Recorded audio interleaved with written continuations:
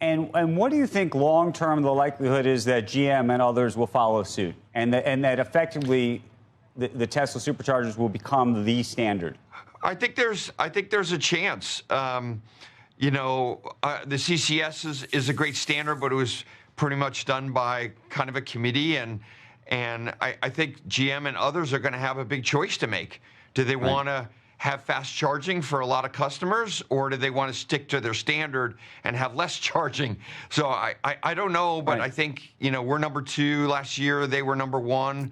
I think this is going to be a tough choice for those companies. Welcome to Electrified. It's your host, Dylan Loomis. Real quick, to everyone who was remembering a loved one yesterday and every day, I'm sure you've heard about the Tesla and Ford partnership all weekend, but I just wanted to share a few quick thoughts. 1, let's not forget, every time a Ford customer in the future will pull up to a Tesla supercharger, they're probably going to wonder, well, if Ford is using Tesla's charging standard, what else might Tesla be doing better than Ford? Second, based on that Twitter Space conversation, it sounds like Tesla and Ford will partner together on other things in the future, maybe some software related things. So does this make Ford more likely to potentially license FSD in the future? I think it's definitely a possibility. Third, in terms of the actual benefit to Tesla, of course, there are the obvious ones like Tesla maybe charging a little higher of a rate, but whatever the benefits to Tesla really are, given that they're still negotiating with other OEMs, Tesla will absolutely need to keep this aspect private. And fourth, let's not forget about the billions of dollars in charging incentives up for grabs. Previously, some of that funding was limited to companies installing chargers with a CCS port.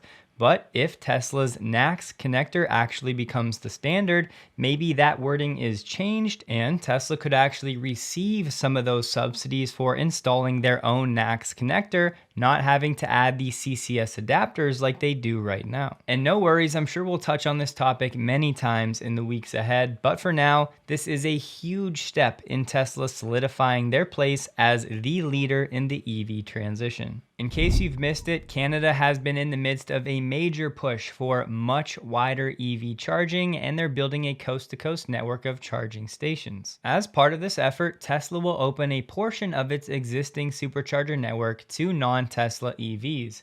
And by the end of 2025, 750 charging connectors in public locations will be made available to non-Tesla drivers, 350 of which will be 250 kilowatt superchargers version 3. Here's a website I'd bet a few of you will want to bookmark. It's the new Tesla Gallery. They just uploaded a bunch of new high definition images for all of their different products. So this of course will be linked below. I'll include a few of these images throughout the rest of this video. We talk a lot about how Tesla does the little things to build its brand and to encourage employee retention. Well, here's another example of that, as over the weekend, they celebrated with 10,000 plus employees and their families at Giga Berlin's Family Day. You may have seen a few videos of this, but over the weekend, Tesla's FSD Beta 11.4.2 has rolled out to customer vehicles. And to that news, Elon said, this is the right release to go wide. Those of us that follow Tesla closely most likely know Tesla's deep brain neural net for the auto wiper function has been subpar at best.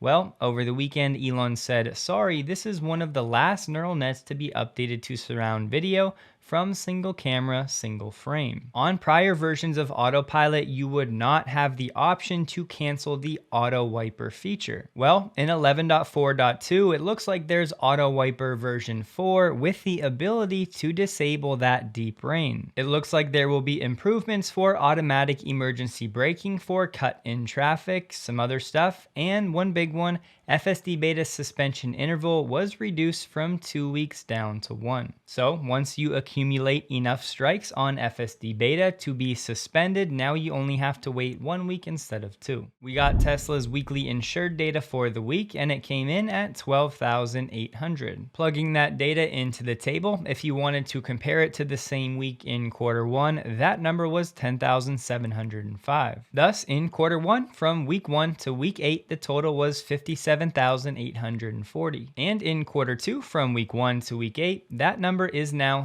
$79,863. So domestically in China, Q2 is well ahead of where we were at this point in Q1. Vessi, the sponsor of today's video, enables Ashley and I to do something we love, walks outside, no matter what our dreary weather here gives us. Vessi also funds programs to bring clean drinking water to places like India, Nepal, Zimbabwe, and others, which is part of why Vessi is one of my favorite shoe companies to support. Not only do they make 100% waterproof shoes that are lightweight, super comfortable, stretchy, easy to clean, and I think stylish, but they're doing good as well. Their shoes are made with Dymatex material that's breathable and will keep you cool in the summer, and then during the cooler months it can also keep your feet warm. Science. Right now, these are my go-tos. They're versatile, great for walks, road trips, running errands, and yes, I've worked out in these as well. Straight up, the most comfortable shoes I've ever worn. The soles are removable if you prefer custom orthotics, and they have plenty of different styles and colors. They're also really easy to clean, and if you don't have the time to do it by hand, you can throw some of these right into the wash. But the most important thing for me, the ease of putting them on and taking them off. Once again, Vessis are the best for this category, hands down. Right now, Vessi is having a Memorial Day sale, so you can get up to 30% off your order at vessi.com/electrified, linked below. If for some reason you missed that sale, you can still get 15% off at checkout using my code Electrified. Thank you in advance. GF for Tesla on Twitter shared some new images of the progress being made of the train station at Giga Berlin. The last time we heard about this, it was said that this train station will accommodate around 16,000 people per day, mostly Tesla employees. There was also reporting that this train station would allow for Tesla vehicle freight, so Tesla could ship its vehicles throughout the country, cutting down on emissions from trucking. According to Not a Tesla app, we're already getting some hints about the next software version 2023.20, which is currently in testing. At least one update coming from that version, vehicle owners should be able to track how many miles have been driven since their last tire service. And the feature for text size adjustment has now been extended to all languages supported by Tesla. Reuters is saying Elon is in China for his visit right now. This would be his first visit in 3 years. So far, Elon has met the Chinese Foreign Minister Qin Gang, and Qin told Elon China was committed to improving the business environment for investors, including Tesla. And he used a somewhat confusing metaphor saying we must step on the brake in time, avoid dangerous driving,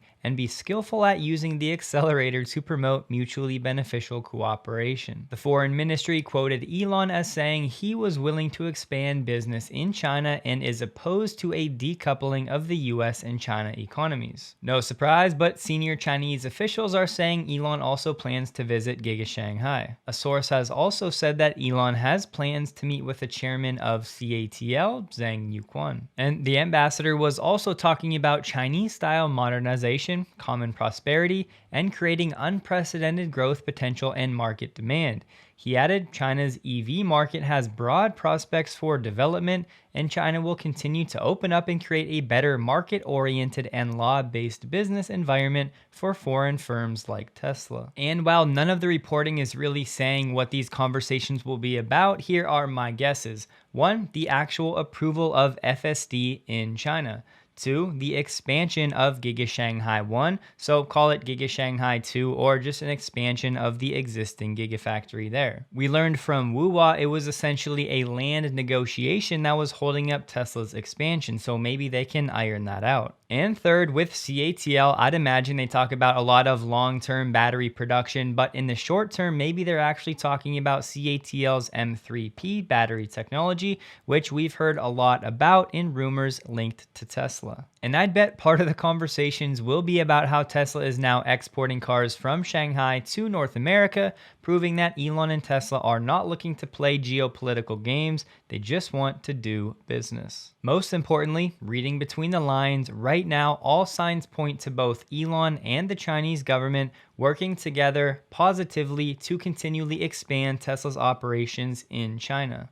Given it being the world's leading EV market with plenty of the battery and chip technology, and Elon saying that the US and Chinese economies are basically conjoined twins, this is what we need to hear. And I must say, Elon's looking pretty dapper. Just in case you somehow missed it, in Q1 of this year, the Model Y was the best-selling car globally, period. Not just EV, of any car. Given its price point relative to these other vehicles, absolutely incredible. Tesla is set to open a Thai flagship store as soon as June at a mall in eastern Bangkok. What's cool about this is Tesla will be renovating the site of a former Toyota Motor showroom. And this 5-floor facility will include a service center, a parts warehouse, and of course, charging. This is important because Tesla sees Thailand as a test track for accelerating its expansion in Southeast Asia. We won't dive into this because it's only for folks who reside in Colorado, but with the signing of this House bill, all Colorado residents who purchase or lease an EV under $80,000 can now get a tax credit of up to $5,000, higher than it was before. This in addition to the federal tax credit. When it comes to tax credit versus rebate and who's eligible and all of that, I'll put the bill below. Another heads up for Canadians, Tesla is now discounting Model 3 inventory in Canada anywhere from $1,500 to $2,300. And yes, this will just add to the speculation that trial production of the Model 3 refresh, Project Highland,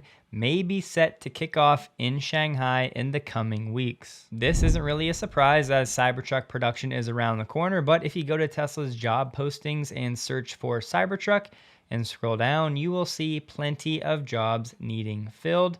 Definitely exciting times. And how about this job posting for Giga Berlin Gamification Specialist?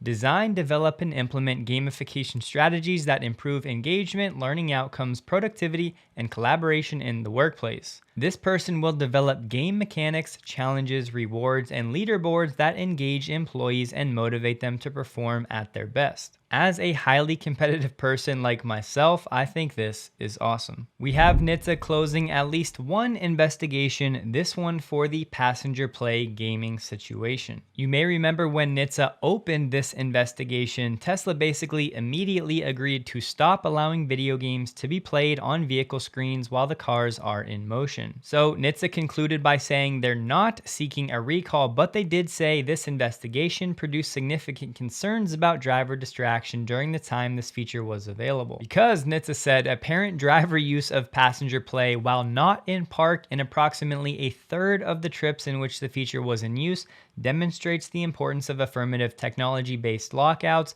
instead of administrative controls like labeling or disclaimer screens, insinuating that those disclaimer pop-ups are essentially worthless. NHTSA also said it's not indicating a finding by NHTSA that no safety-related defect exists. It also does not foreclose the agency from taking further action if warranted. But at least for now, case closed. Just a heads up, the bidding for those 3 untouched Tesla Roadsters found in China has been extended until June 2nd, and the word on the street is there are now bids over $1 million for all 3. Did you guys happen to see this? The official EPA numbers for the Lordstown Endurance pickup truck, which by the way has a 109 kilowatt hour battery pack and gets 174 miles of range. And sure, range and efficiency aren't everything when it comes to a pickup, but not great numbers, and there's a reason I haven't really spent time covering this company. We haven't touched on anything technical when it comes to Tesla stock lately because I know a lot of you think it's astrology for stock traders, and that's fair enough.